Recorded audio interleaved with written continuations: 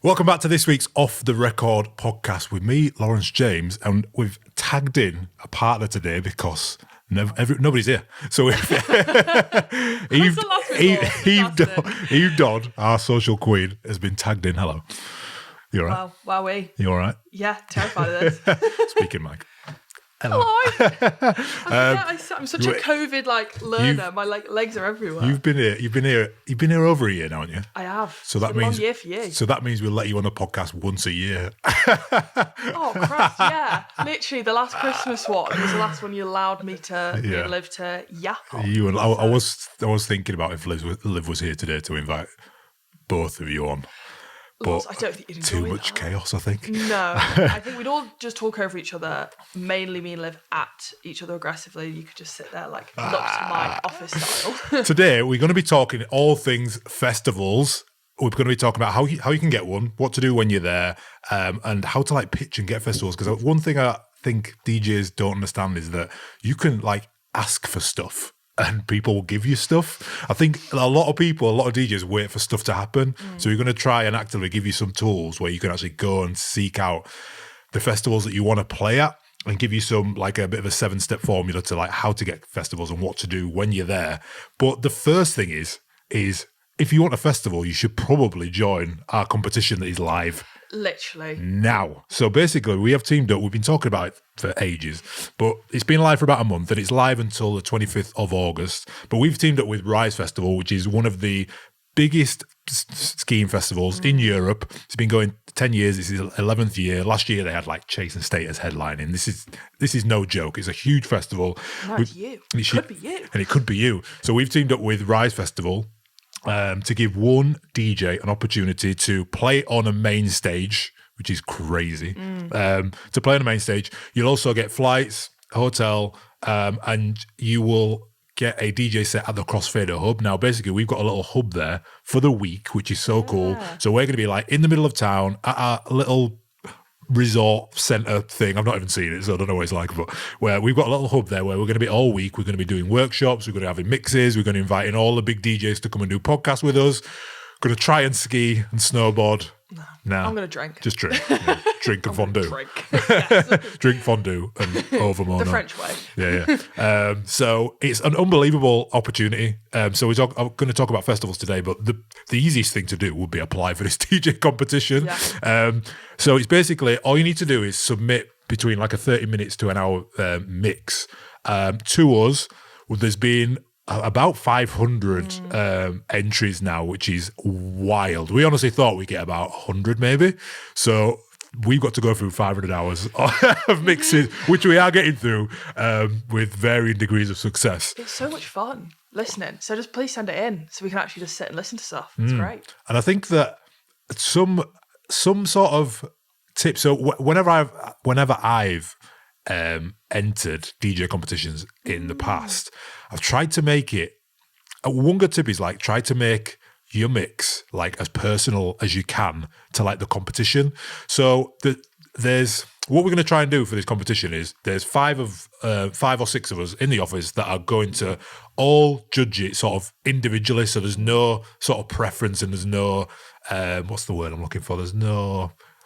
Not bias. Yeah, that's the word. Just Lars pulling out the music he likes. And trust me, none of us agree on music. Well, we all like different music. So if we all like you, gold star. Yeah. One thing that is, I think, quite obvious is it has to be relative to Rise Festival, which is fine because Rise Festival is quite an open. It's electronic music, right? So an R&B mix is probably not going to cut it. It's electronic music, so there's garage DJs, there's house DJs, there's tech DJs, there's techno DJs, all on the lineup, drum and bass.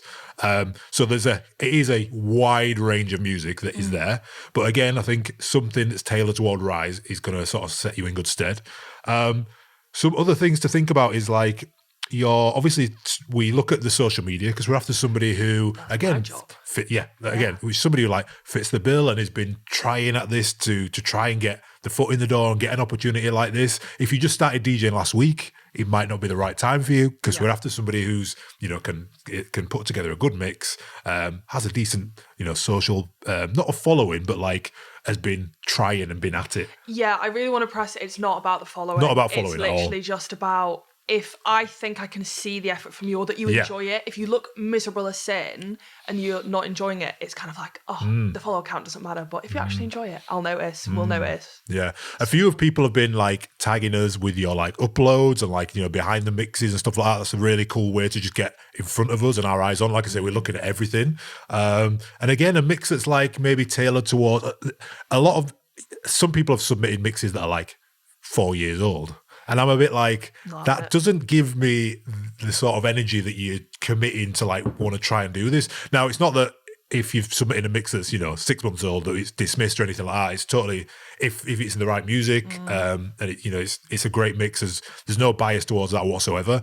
But again, it's thinking about how you're against 500 other DJs. What is it that you can do to go like the extra mile to get this like opportunity of a lifetime, which relevancy as well. Yeah, like you have to have music that's not necessarily relevant or super upcoming, but things that are trending at the moment, or at least that people enjoy at the moment, makes more sense. One thing we're going to talk about when we talk about getting festivals and playing at festivals is like how to like build your set list for different festivals, and that plays into like this competition, I think, because if you're sending me, you know, an R&B mix, I know that you've not like looked at who's on the festival, and if you got booked to play at this festival and you turn up and you play Drake, it's going to be like people are going to be like, what is happening? Because like it's an electronic music festival. Yeah.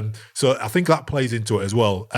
But there has been some unbelievable entries, by the way. So fun. So much good. Fun. We spent a couple of hours yesterday just going through it and tagging some potential people, potential winners. But please enter. It's like the biggest opportunity we've been able to provide. All you need to do is just go to wearecrossfader.co.uk/Rise Festival if you haven't entered already. It happens in December. So check the dates, check that you're eligible, check that you can go. You have to be over 18. There's terms and things like that. But it's so exciting. And not only that, it's like being amazing to see like almost like 400 sick DJs that like 100%. There's not many of us, but we've listened to it and been like, nah, that's not good. But to some that is just like, oh my god, this is amazing. Think about what you're submitting. There's different ways you can submit a mix. You can put it in SoundCloud, Mixcloud, Dropbox. You can put it on YouTube. YouTube's a good one. Think about that, like visually being able to see someone might just like give us a bit of an idea that you can, you know, play to a crowd or something like that. Just it's something to think about. Or if you are just submitting like an audio mix, make sure that on your socials you've got something that we can see that you've been out. Love a crowd reaction, something like that. Just anything that if you've had sets before, just make sure that your socials are sort of sorted out. So deadline is August the 25th. The festival is in December. We will finalize a shortlist is the word I'm looking for. We'll finalise a shortlist after the 25th of August, and then we'll reach out and we'll be after like some more video interviews or a few quick questions just to try and really nail down like the perfect winner. Yeah. And like I say, you do get to, I don't know if this is a plus or a negative, but you do get to spend the week with us. I hope it's a plus. That would be well fun. Yeah, I think, we've got the people. If you wanted to ski in your spare time, we have Ian, who's literally just going to be in ice the entire time. Yeah. And then you've got some of us who we'll be at the bar all week. Yes. Ian, who's our graphic designer, was born in still has a house in Geneva, which is a mountain. Yeah. He was like, he's just ski to the pub. And I'm like, yeah. He used to like ski to school and stuff. Yeah. So we have got a professional resident skier /snowboarder on our hands. I'm excited. I'm so excited. It's amazing. Just like every now and again, me and Eve will just like look at the list, and then every time I like refresh the page, it's been like another 20 entries. I'm like, oh my god.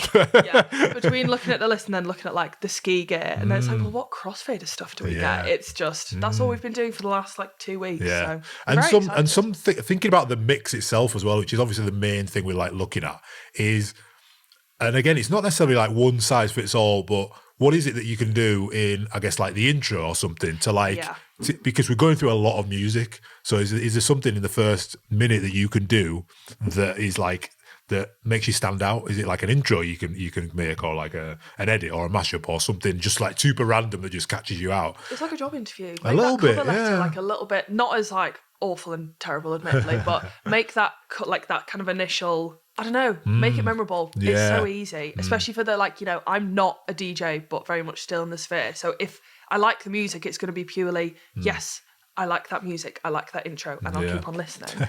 I remember I entered a competition when I was maybe like 25, 26, just to get a slot on a radio show.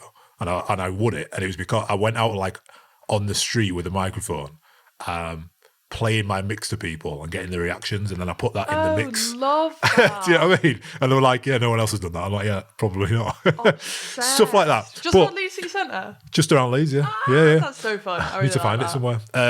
But if you have, and also if you listen to this thinking, oh yeah, actually I want to like redo, like feel free to submit like another mix. That's absolutely totally fine. If you listen to this thinking, oh, I could have done better, and I sent a mix that's like 3 years old that is, you know, Afro beats, and I've not really put the effort in, feel free to submit. That won't be taken into consideration. All we want is like the best mix, the best person who is like right for it. And it's going to be tough because I can probably count 20 that I saw yesterday that I like. Any one of you could probably work it. Like, also talented. talented. So let's talk about festivals. Let's have a catch up, Eve. Anyway, you've been out and about actually. I have. To a few bits to shows. You've been to meet some of our students. You've been to Barry Can't Swim. You've been to Manchester to see Cinnamon. Yeah. And you've been down to see one of our students called Nat Geo in London. Yeah. Did you see anyone else in London? No, you went to. No, you tried to. I was meant to go to a few bits and bobs, but sadly they just didn't work out because London scares me. Trying to get from one side to the other is too much for me. Barry Can't Swim. Talk to me. Oh my god, it was so much fun. I had the best time. It was Project House, which has the most fantastic sound system, and as someone who doesn't really know the like tech behind good sound systems, I now understand. Yeah, makes the a difference between a good sound system. Yeah. It was all like. Was it just him? Yeah. Yeah. It was all like Latin-y kind of house, but mixed in with like some like heavier stuff. Oh, it was just delicious. I didn't stop dancing for 2 hours. I've never been so sweaty in my life. Yeah. But it was just like really fun, and the crowd was great, and he was clearly just having the best time. So yeah. He has blown up not so quickly, but like so drastically over the last 18 months, 2 years. He just dropped an album on it, which not a lot of electronic artists do. Because it's a lot of effort. Yeah. Completely. We had Will Clark in here, and he's like, don't do it. he did an album, and he's like, I would never ever tell any electronic music artist to do it. It was just something I like had to do. And he's like, he fights a battle with himself whether it was like worth it or not. He's like, I love it, and it's like a baby, and it's amazing.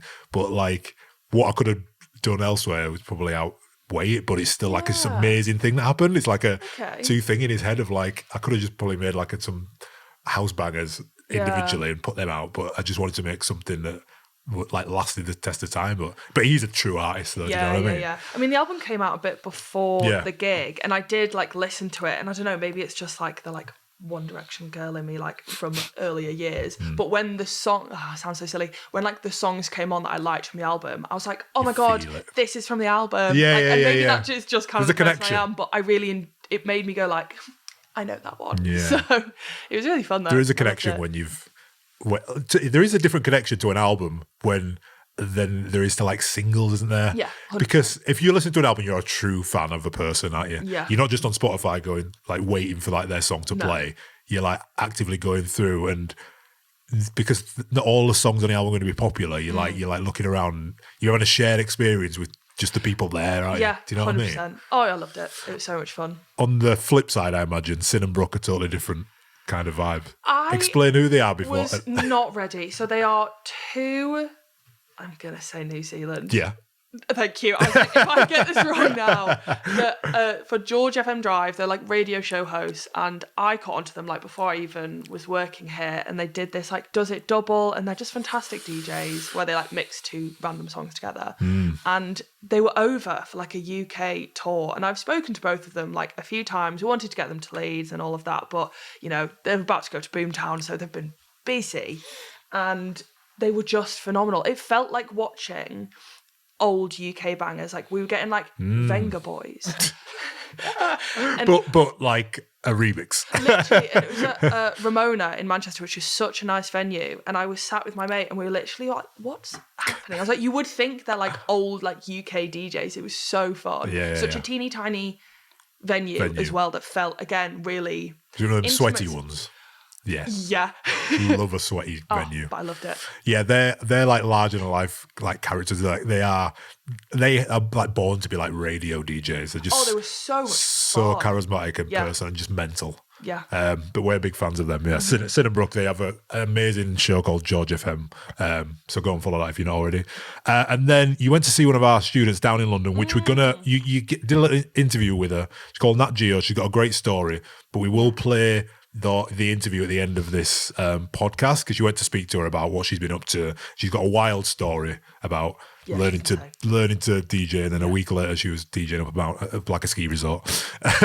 So we'll play that interview at the end because she's fun. Yeah, she's so much fun. Yeah. She's fantastic. She was like one of the first people that I really, for want of a better phrase, dug my teeth into here. Yeah. And so it's been so much fun to like go with her. And she is, obviously we'll get to it later, but when you talk about just putting yourself out there, she is such a good example. And she admits that I would stick around for the interview because she's literally like, it's blind confidence. I just had to believe that I could do it. Yeah. And then I happened to be in front of the decks and then I did it. And it's just really nice to like see. So you've seen a lot of like first gigs of our students on your lately. I feel like a proud mother. It's class, isn't it? It's great. I love it. So good. People just messaging in being like, I've had my first gig and I know this is really low quality vid and it might be the lowest quality vid, but I'll still watch it with tears in my eyes like, I'm so proud. I love it. It's amazing. Right, let's talk festivals, how to get them. Before this podcast, I was looking back at my sort of history with festivals. I was trying to get some like data around the festivals I've done and been to. I found like on my social media, I've done a roundabout between 22 and 25 what I could find, which is, if you're Calvin Harris, not a lot, but if you're just starting out, might be quite a lot. So I'm going to try and help out as much as you can about talking about what happens at festivals, how to get them, what to do when you're there, and try and help. Because most people who listen to this podcast will love the opportunity to play at festivals. Some people might have like done one or two and wondering how you can get more. And there's people in different areas who might not have like access to like festivals. So like, how can you like get there? But we'll try and help you out. First one is that obviously it starts way before the festival, and we're talking about the Rise competition and how to get noticed by us. And it's a very similar thing. It's like you've obviously got to have some sort of experience and some sort of social media to start with. Well, yeah, what's going to catch, like, if I'm going to the festivals, what's going to catch my eye? Why, if your name's on the lineup and I do some research, what image and branding do I have to see as, like, a goer to go, oh, yeah, I'll go see that set over other people? Like, what do you need from that? Because you're not going to, like, your first 10, 20, 30 gigs is not going to be at a festival. You're going to be getting the reps in. You're going to be trying to get some club gigs or, corporate gigs or wherever. You just need some experience. But all of them gigs, you need to be, we say all the time, you need to be filming everything and trying to build your own like personal brand of the thing you like.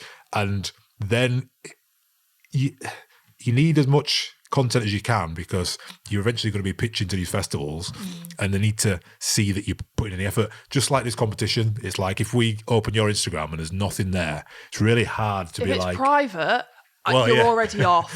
I cannot express the anger that goes through me when I go to like a DJ, even when we're like tagging. Yeah, every time we're like tagging, even in our like office hours stuff, I find it really, I want to push the socials to these people, but if you're private, if there's nothing there, I can't work with me here. Like, yeah, you can't want to be a DJ and artist and have a private account. That makes no sense. Have a private account for your friends and family, and then have your artist account. Your kids. Don't get me wrong. Like, I don't need to see like your family dog, but I would love to see the DJing. Yeah. So it's the first thing that's gonna and it doesn't have to be that you're not gonna spend money on a 4K camera and have a team of people going around with you. That's not the case at all. But it's very, very simple now to record your mixes in a club so I can see that you're DJing.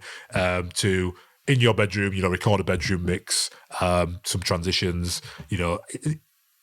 Go on TikTok and just type in DJ transition or something. Have a look. It's quite simple, and it doesn't even necessarily mean that you've played out like loads, but just that I can see that you build, like a lot of people will get booked off just like their bedroom content, or, you know, you can see that they've got something about them and you might give them an opportunity. And there's varying levels of festivals. We're not just talking about Glastonbury. You know, God, no. I've done, like, I was looking, I've done like some in Sheffield that are like 2,500 people. There's like 2 stages. And then I've done like Tea in the Park, which is like 170,000 people. So there's, and at the bigger ones, there's actually more opportunity just because there's more tents. Boomtown now, I think they've, you know, I've seen so many of like either students we're working with or brands that we're working with that are now like kind of not only just now, but in the last few weeks being picked up to go to Boomtown. And that's so good. It's because it's such a big festival and they want the smaller artists to like come and do it. It's great. Yeah. Like Not Bad for a Girl have got their own like takeover. Have which they? Is so I've told my housemate to just go to them. Yeah, desperately. Explain who they are. Oh, Not Bad for a Girl, my favourite people. Used to be Not Bad for a Girl Manchester, and then they have just got so big that they're now Not Bad for a Girl UK. They're a DJ collective that focus on like opportunities and girls, shockingly. Yeah. And they're just fantastic.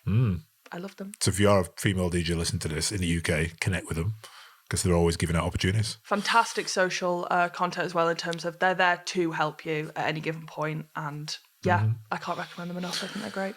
Yeah. So step one is to build your own like personal brand as a DJ. You know, I want to see a good amount of stuff on whatever platform you're using. You don't have to use them all, but pick one and make sure that I can see you've got DJ experience and you're trying to like put in the effort. That's the first thing. And you should be doing that for yourself like anywhere to get any kind of gig. That's first one. Step two is to get active locally. So I would say that maybe 70% of all my festival bookings have come from local promoters that I've worked for before. Because generally if there's a good promoter in town, they will expand and they'll go from 1 club to like 3 clubs, and then they'll go to 3 clubs to 5 clubs. And when once they've got 5 clubs, they've got this catchment of, you know, 5,000 people that they can basically put anywhere. So then they go, okay, let's do a big show in a field near the clubs. So we'll start there, and it builds and builds. And that's how like the guys who run Rise Festival, you know, I've worked for them for maybe like 12, 15 years or something. And it started off, you know, they started off as student promoters. They had 1 or 2 gigs. Crazy. Now they own the biggest club in Leeds. They own the biggest bar in Leeds, and they run Rise Festival and another festival somewhere. So it's about like being active like locally and playing in your local bars and clubs, and just being in like your local scene first can like open up the opportunities. Because there's always like we talk about like different types of festivals. There's always like local festivals. Oh, always. Do you know what I mean? There's so many, and like I said, they're not massive, but they obviously, when they're not massive, they don't have the huge budgets. So they're always after like warm-up DJs like all the time. Day festivals now. The Rise of the Day Festival. Project House, I think I've been to about 5 because they do them every couple, a bit more often during summer.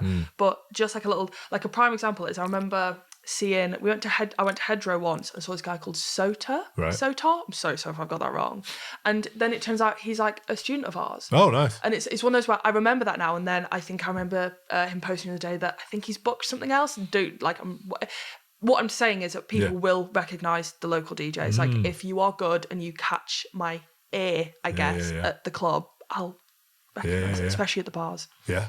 And at the bars. Yeah. And if you are doing like local stuff and getting your friends to film it, you always see like viral trends going off of like an edit or a bootleg or something like that, and you never know what can like come off the back of that.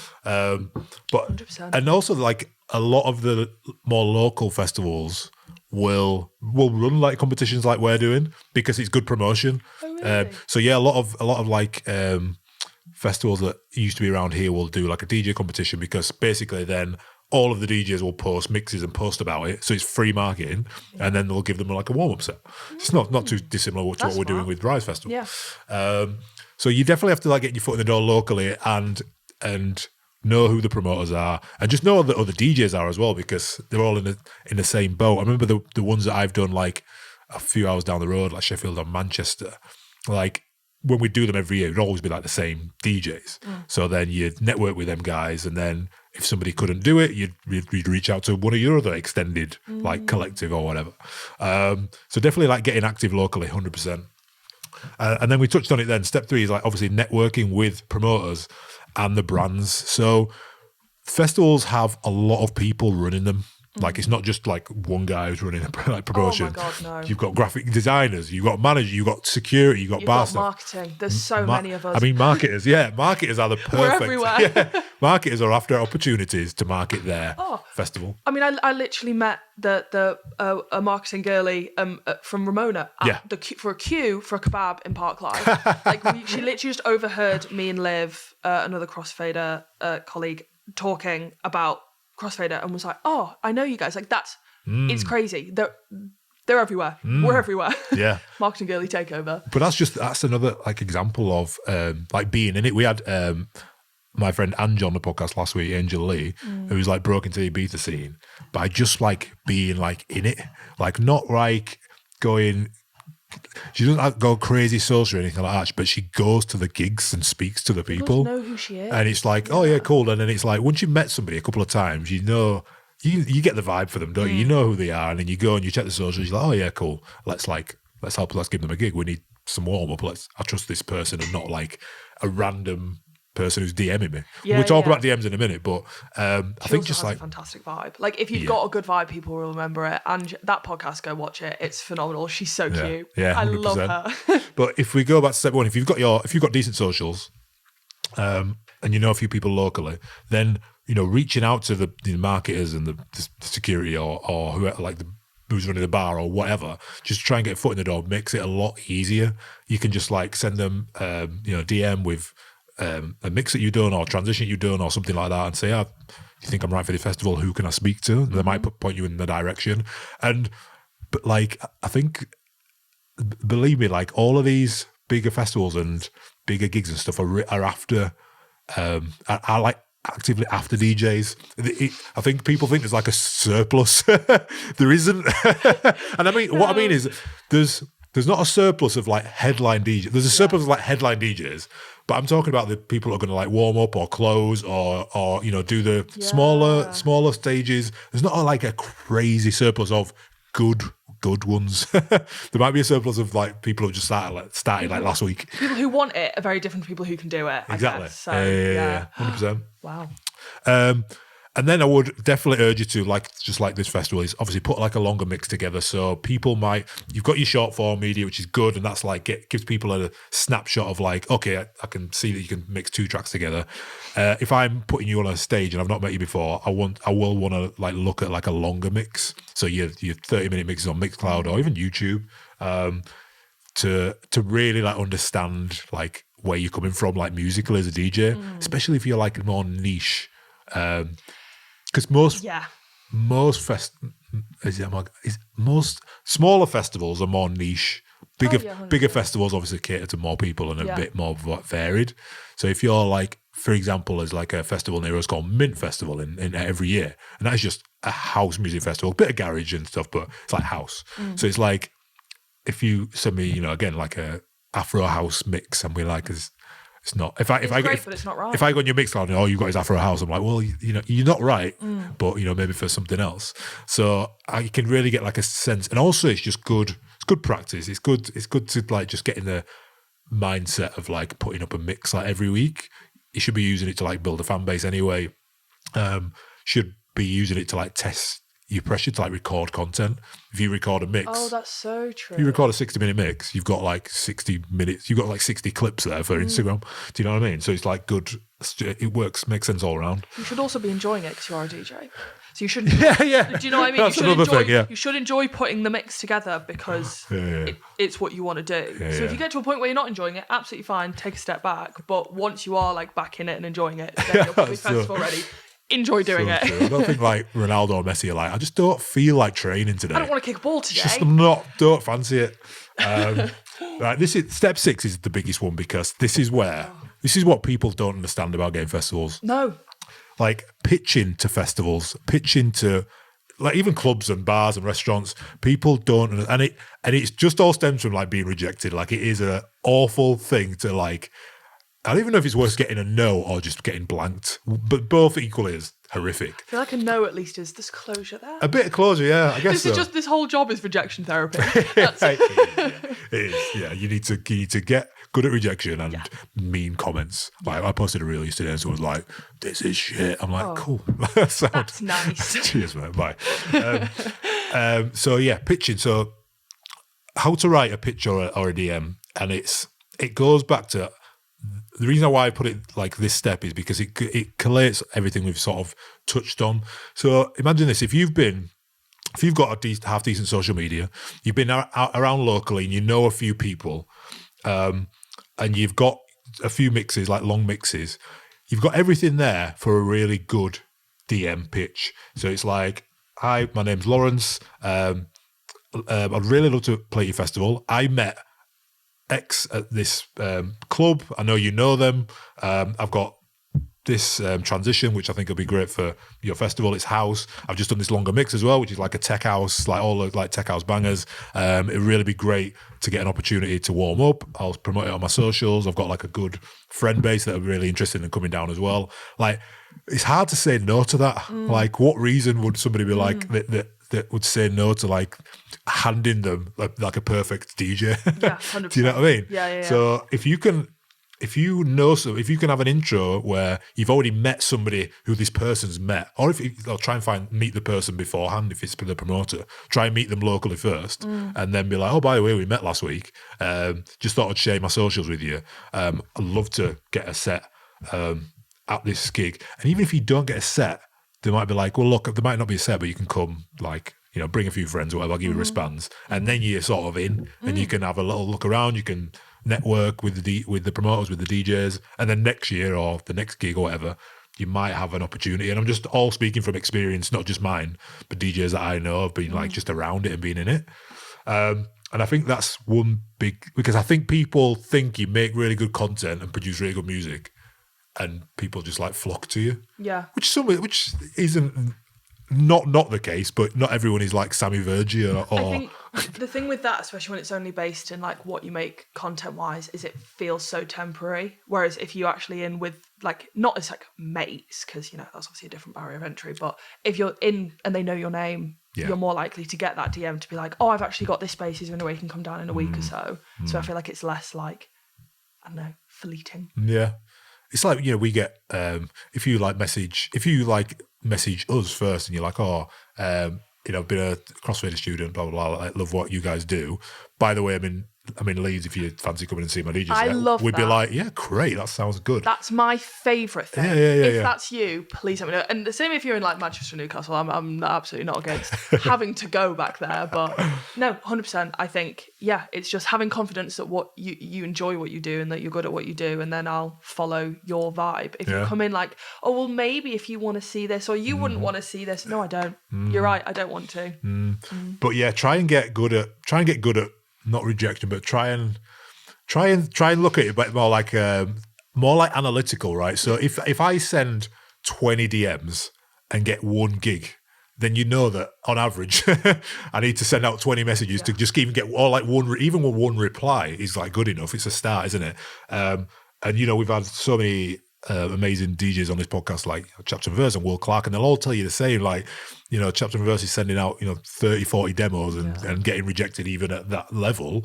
But, you know, one track will do 15 million like plays, and that's the difference. But it's also never personal. I know it feels personal because it's your music, but as someone who like is on the end of the DMs of a big account, it will just get lost. It's not personal.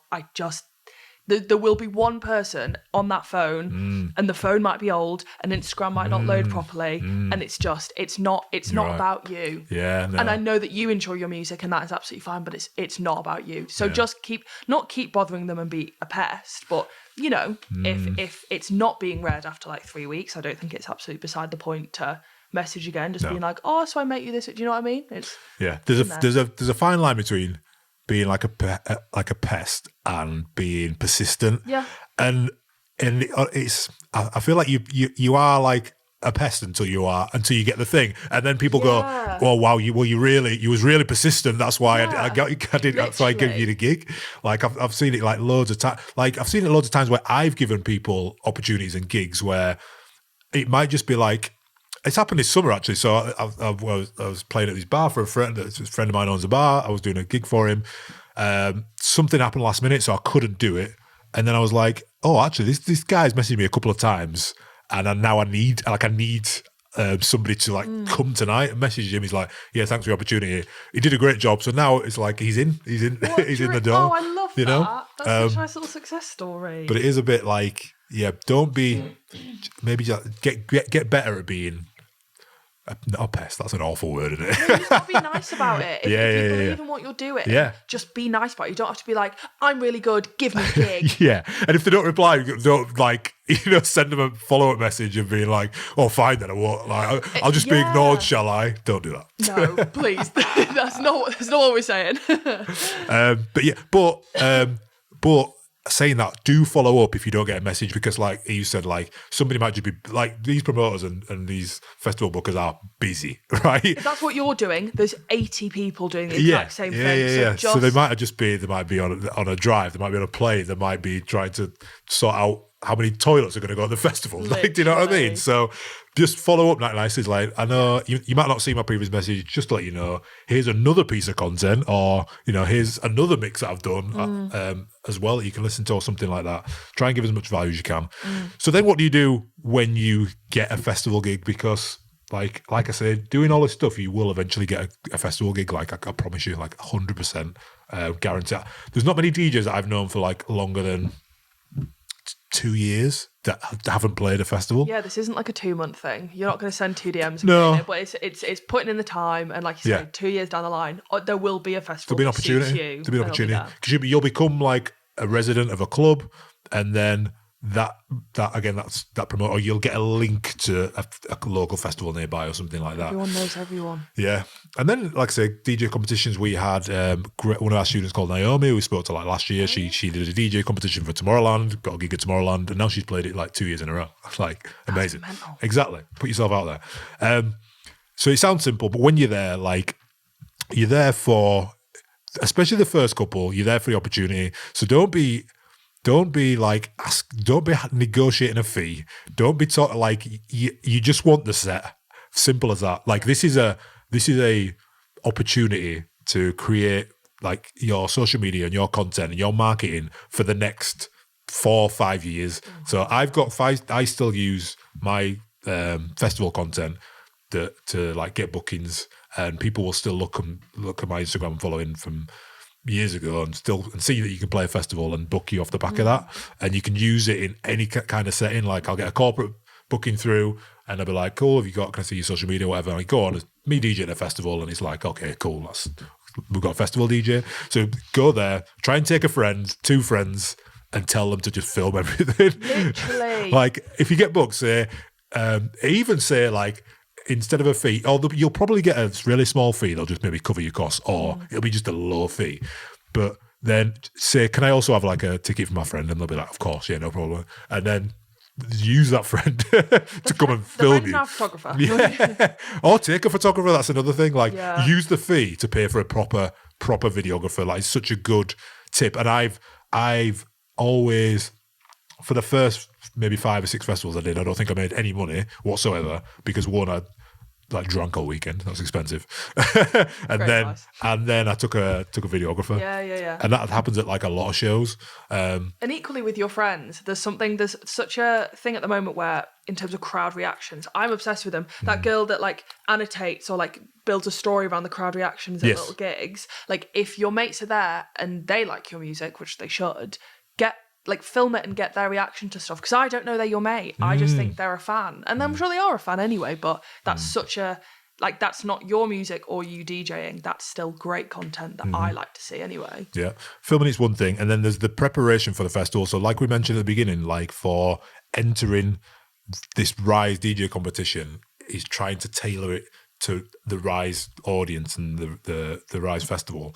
Is not all festivals are equal, so who's on the lineup, research who's on the lineup, and prepare your set for that. Even at looking at like, who am I going on after or before or wherever, because one, you don't want to be, if Overmono's on after you, like you don't want to be playing any Overmono tracks. Like even if they're on the lineup, you kind of don't want to be stepping on some toes of people coming on before you. Who's the DJ on after you? Are they going to play like drum and bass? And are you going to be playing? Don't go like harder than them. No. If you like warm up, if you booked for like a warm up, you know play like the role. Like it's like a job. It's not necessarily that you're not there to like outshine anybody. It's not about you. Kind of, you can still smash it and have great fun and stuff without going and playing like all of the bangers. Is what I'm trying to say. And then maybe in some cases you're booked for like a later set. Maybe you get like a really good opportunity where you're playing like a smaller stage, but it's late. It's dark or whatever, and you can play like bangers again. Look at who's on before you, so you don't just go and play all the songs that have already been played. Like, if Freed from Desire has been played like 50 times, maybe leave it. Maybe leave it anyway. And also, like, there's so many. So, for example, the Sin and Brook one. If I'm wrong here, the correction will be on the screen or at least down below. I'm pretty sure Days came out. Someone called Dazed Dazed. I cannot remember, but I was literally going to leave because my job was done or whatever. But she started it with such like I wasn't immediately hit with the energy, but I was like, oh, that's quite a good song, quite like that. And I stayed for an extra hour because I didn't know who she was, but she absolutely smashed it just because she caught me at a bit like I was ready to go home. But this is quite a fun energy because it wasn't like, too hard. It was great. Yeah, it is one that we've me, Jamie, and Danny have talked about before. It is a really not overwhelming, but when a DJ's been on before you and you've watched them smash it, and you're going on after it, you're like, we're all screaming about how much we loved it and like trying to get photos and all this. And I literally was stood with Brooke, and then like obviously Days came in, and I almost thought like, oh god, like it's not going to be hard, but like I hope she's good. And then she was, and I was like, oh, she smashed it. Yeah, it's so funny. Loads of DJs who've been DJing a while love a warm-up set because there's less pressure. You can usually play music that you love because you're not trying to like hype the crowd up. You try to tee it up basically for the next DJ, so you can play a lot more music that you really like love.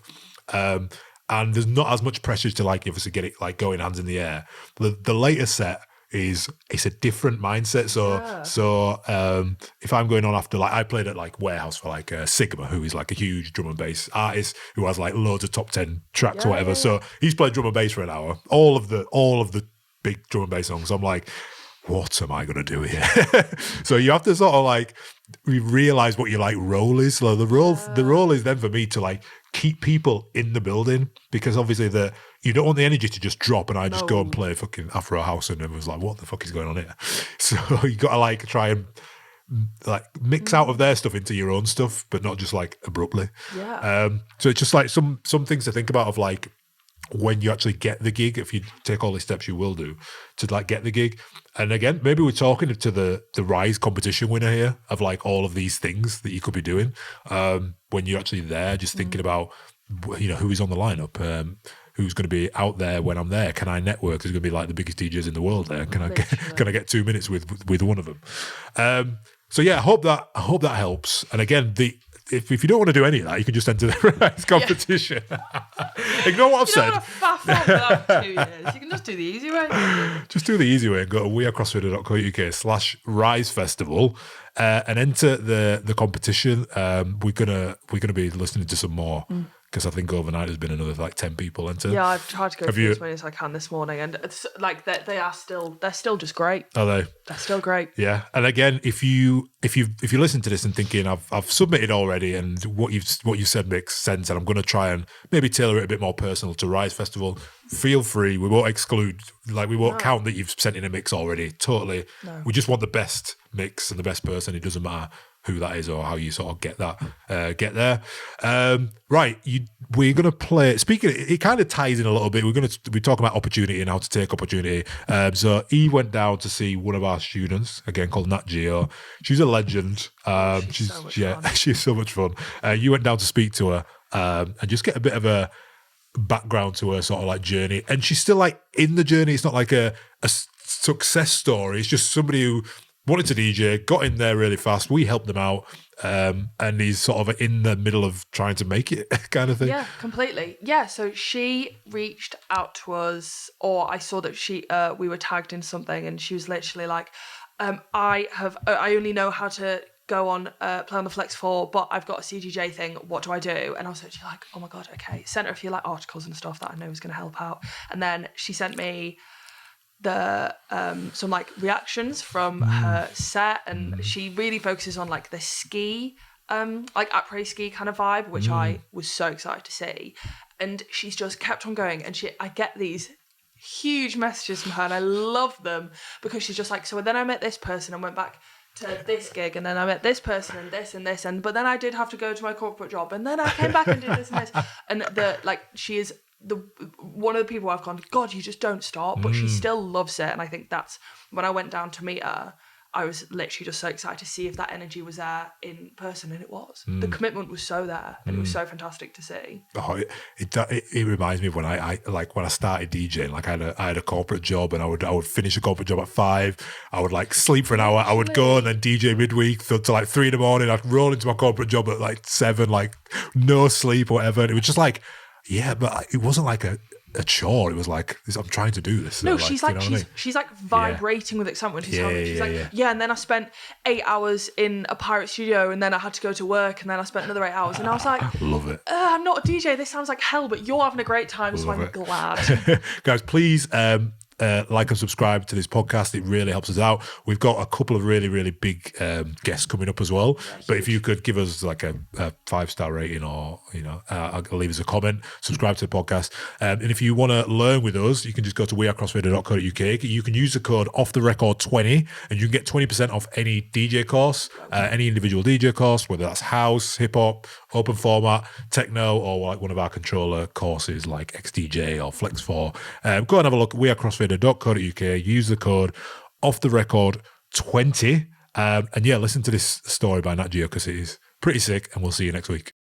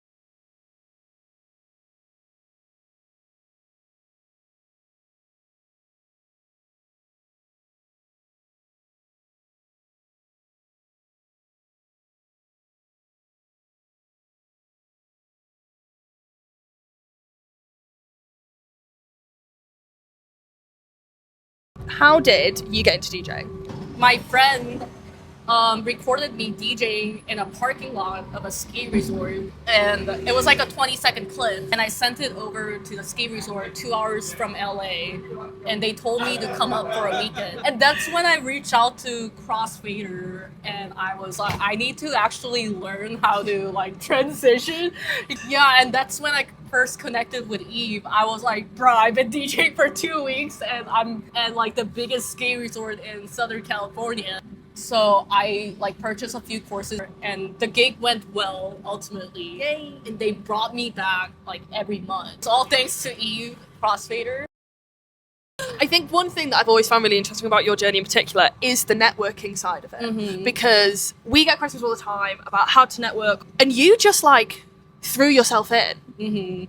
Why? Obviously it's paid off, but like I want to know what was going on in your head. Was it just like blind confidence in the nicest way possible? It is the blind confidence. Like, I just have too much confidence in my life.